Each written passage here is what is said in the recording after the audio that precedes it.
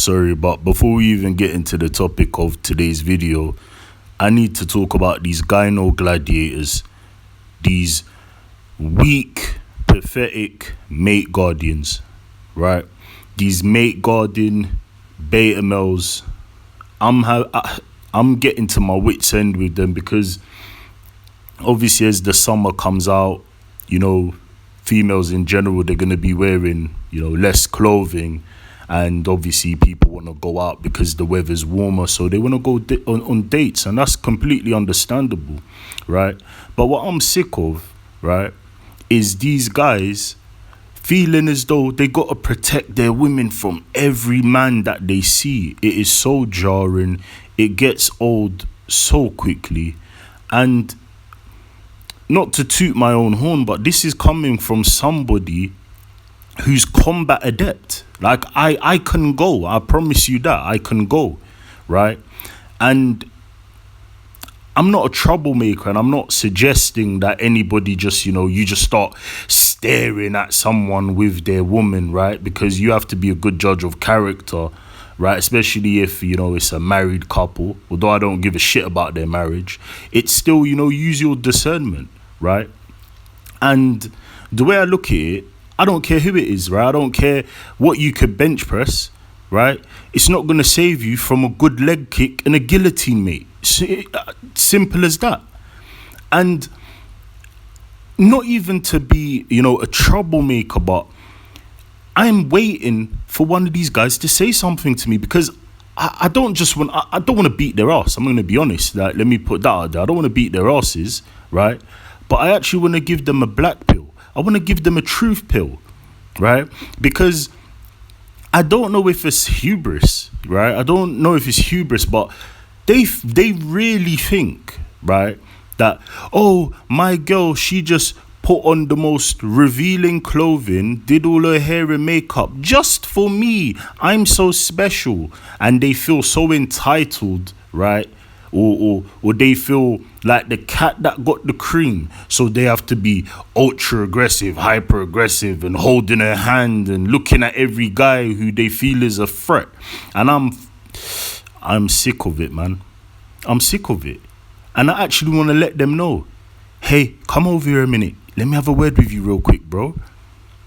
You see your woman dressing like this, it wasn't just for you, brother, right?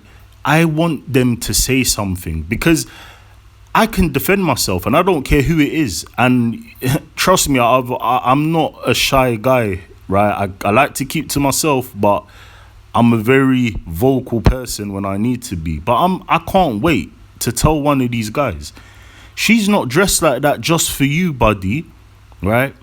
How she's dressed is for the attention of all of us, right? It's just your turn. She's happy to go out into the public and put your life in danger, because it's all good to be a mate guarding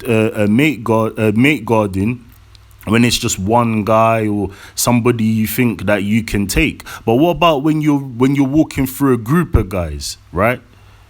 Were you gonna start looking at them to see if they're looking at your girl? What then, bro? Right? What if it's somebody who's a black belt or a UFC fight or a cage fight or someone who could beat your ass? Then what? You're going to get embarrassed. You're going to find out. You think she's going to stay with you if you lose a fight in front of her? All of this shit, it is such a joke. It is such a joke.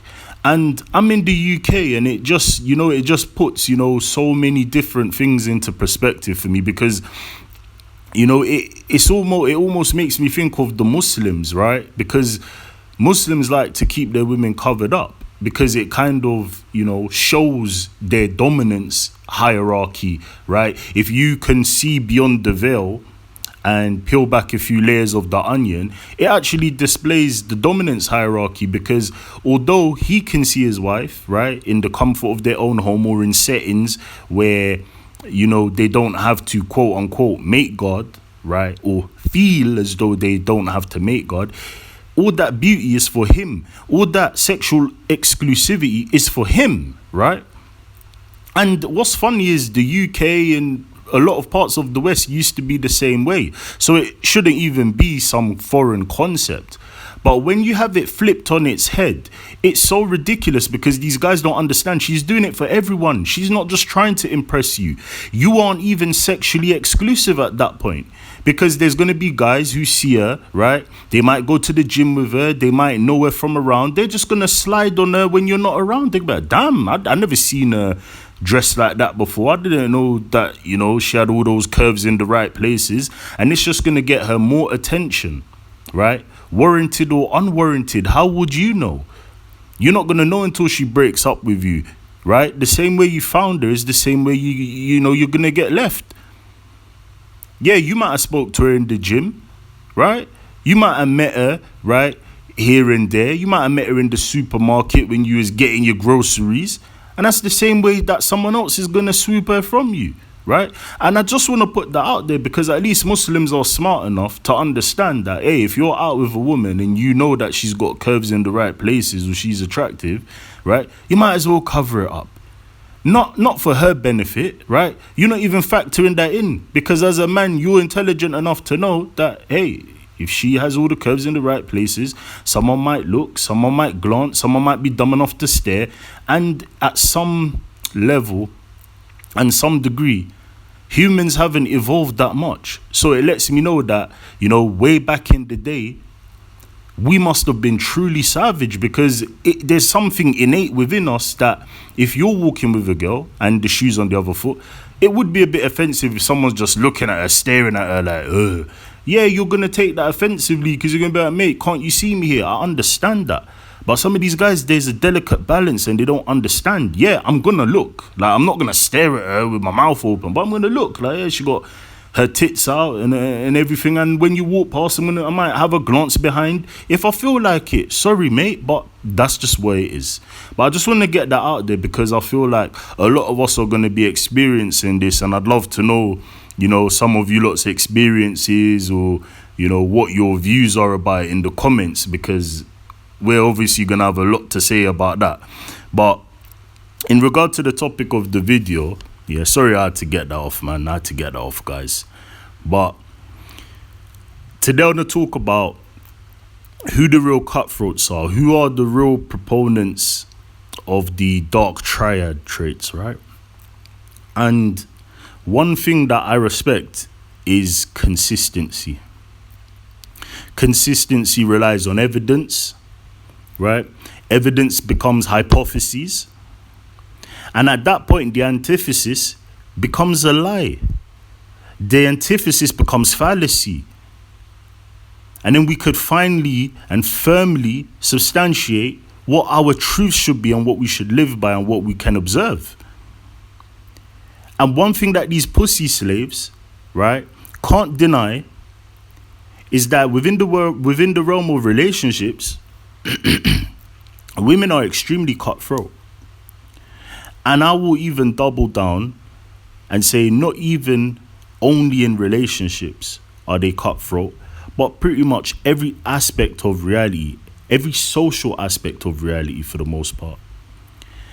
And with our counterparts, it's quite clear that they view everything external from themselves as either beneficial or detrimental, right?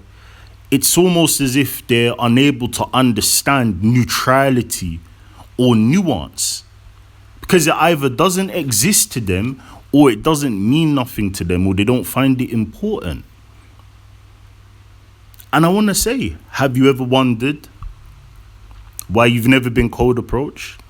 You've never had your, DM slid in, right? Is what the Gen Zs will say. Maybe it's because you're unattractive. It's possible. But why would that be the only reason? Because there's guys that are unattractive, but they have money, they have social status, they're well known, they get their DMs slid in. So what's the difference between you and them? Interesting. Or there's guys that are broke, right? And we've seen it. I'm not going to give you examples, right? The internet's a big place and we can all find different examples from online and in real life, right? There's guys that are super attractive, but maybe they're criminals, right? You see where I'm going with this?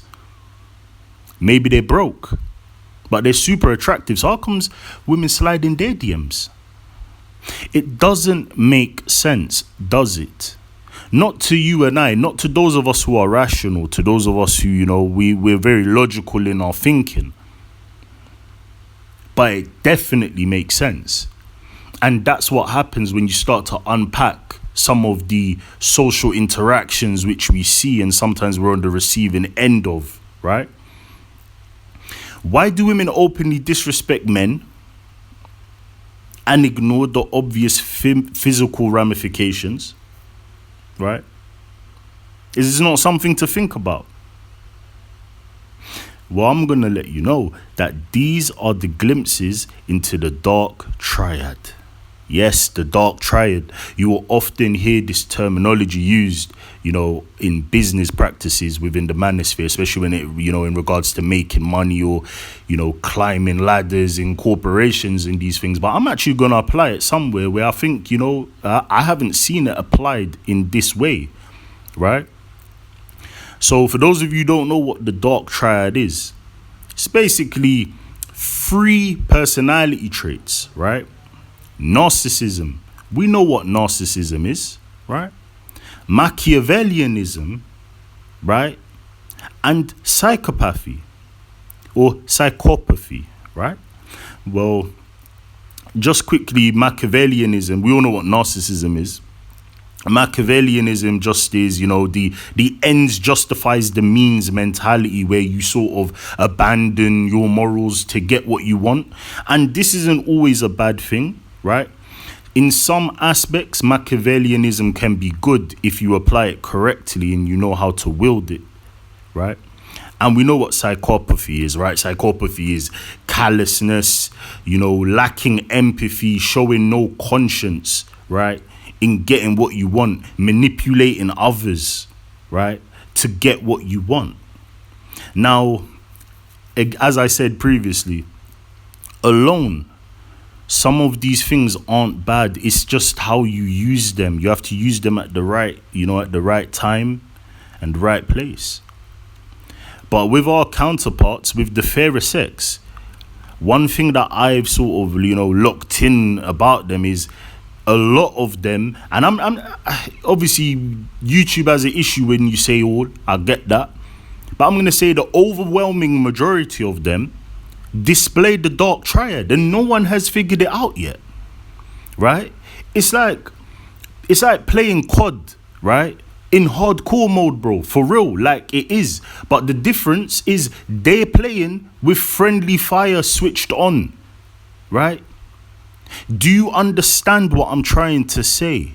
If you could read between the lines, do you understand what I'm saying? These broads are playing life with friendly fire switch on. They don't care who gets hit.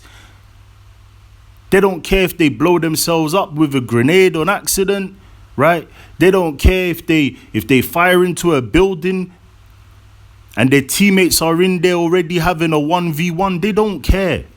Their children get damaged, society gets damaged, their husbands gets damaged, their family name and reputation gets damaged. They do not care. For the most part, they're like a bull in a china shop. I have to take everything. I have to win. I have to get the W no matter what. Even if in the grand scheme of things, that W is truly a L, but they're too, ignorant to see it, it doesn't matter. Because they're just chasing that W. They're chasing the stats. And that is a big effing problem. And humanity, and more specifically, the West, must seriously start to question the cost of egalitarianism and this pseudo-freedom. Because as far as I'm concerned, this doesn't feel like freedom to me at all. And I would actually double down and say that in many ways, right, this egalitarian corporate conglomerate that we call a country is created old problems, right? Problems which are prehistoric, problems from antiquity, right? Especially in regards to hypergamy and the sacrificing of children. Those are full effect now, right? No different to the Mayans, the Aztecs, the ancient Israel. We sacrifice quite a lot of kids, if you know about Planned Parenthood. So let's not go there. Let's not play games. Let us be very straight with our words here, right? And how do they expect us to just vote, be silent, be civil, right? Accept all of this bullshit and just go along with it happily like nothing's going on? How long do they think that's going to work? Because we all know that, revolutions, they aren't peaceful.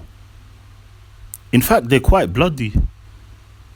In fact, some revolutions destroy entire nations for the foreseeable future with no perceived end date.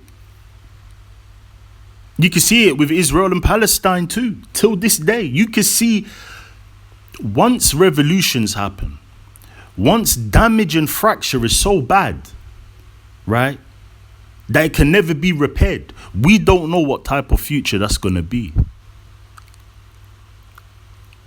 For myself, I'm planning to get out. I'm planning to get out before the iceberg hits, right?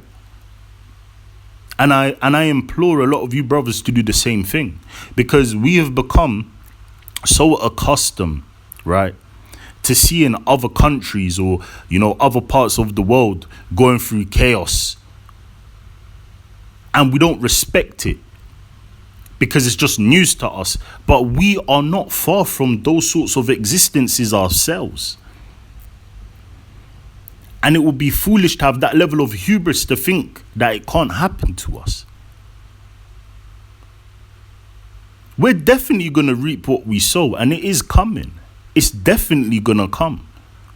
And the way that we're so soft, the way that we're so weak-minded, the way that we lack skills to survive in the wild or to build, we are going to be hit 10 times worse than any sort of third world nation that you could name.